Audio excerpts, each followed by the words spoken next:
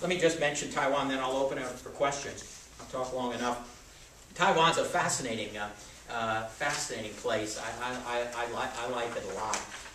As the Chinese would call it, our wealthiest province.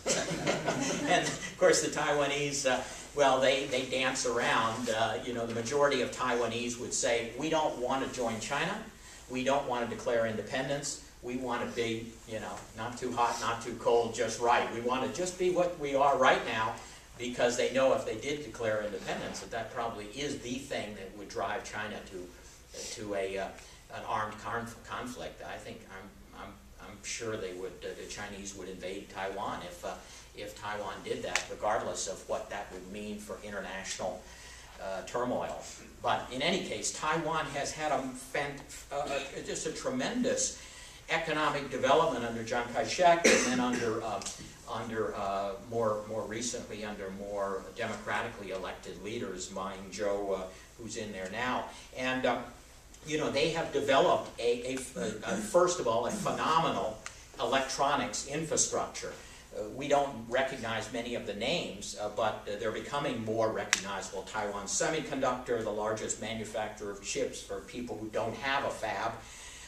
Acer, which is now recognized in laptops. ASUS in netbooks.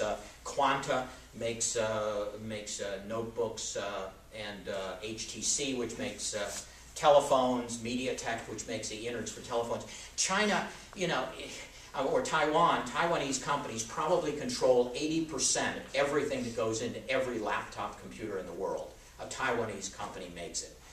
Or designs it in Taiwan, makes it in China, makes it in Vietnam, wherever they're making it. These guys are unbelievable.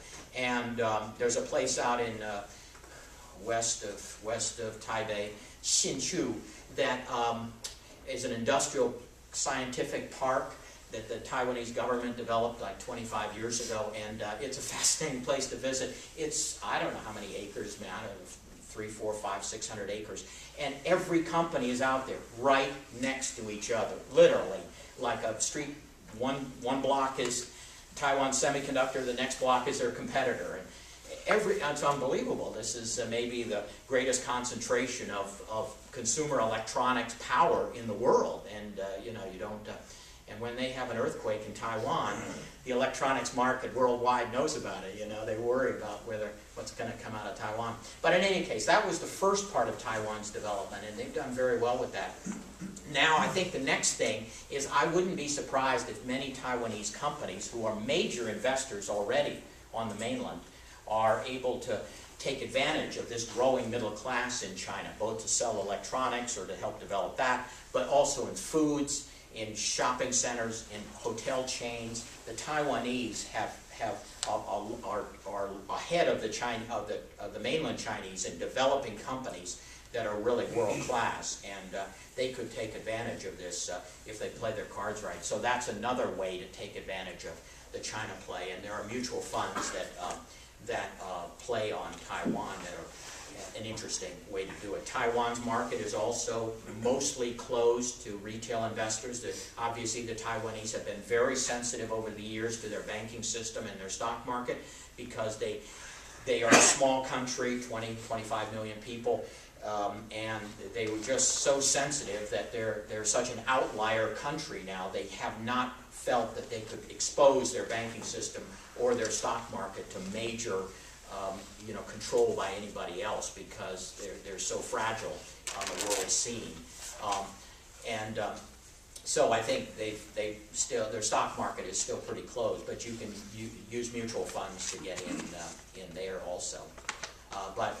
You know, Taiwan's, you know, it's only been the last 10 years that officially Taiwanese have, well, maybe it was the mid-1990s, has not been, quote, at war with China, and yet Taiwan has been maybe the third largest investor in China over the last 20 years. Unbelievable. Supposedly 5% of their population now lives in, 5 to 10% live in mainland China, taking care of their investments, running their plants, and so forth. So out of 20 million people, 2 million live in China. And it's a fascinating story, and I think it's going to continue on that score. But let me stop here, because a lot of you in this room have experience in China, and maybe let's hear what questions or comments you have.